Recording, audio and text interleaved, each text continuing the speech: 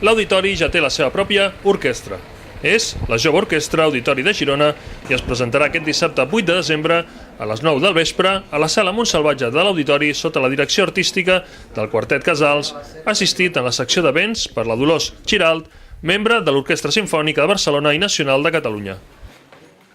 El projecte és una realitat després d'un període de selecció i com a objectius de treball produirà un concert anual que s'interpretarà a l'Auditori sota la direcció artística d'una figura nacional o internacional, així com també una petita gira. Aquesta iniciativa de l'Ajuntament de Girona pretén ser una plataforma formativa i professionalitzadora pels joves intèrprets de Girona i comarques.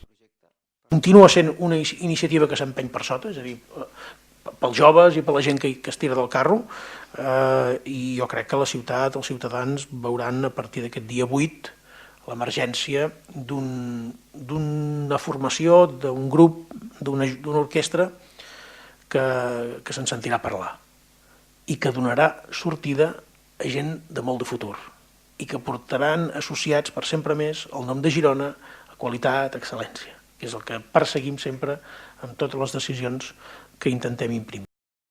La Jove Orquestra Auditori de Girona serà, d'ara en endavant, l'orquestra resident de l'Auditori, on tindrà la seva seu permanent i estable i promourà la professionalització dels joves intèrprets facilitant la seva inserció laboral en el món de la música a través del treball amb directors i intèrprets de prestigi i tot plegat en un marc geogràficament proper.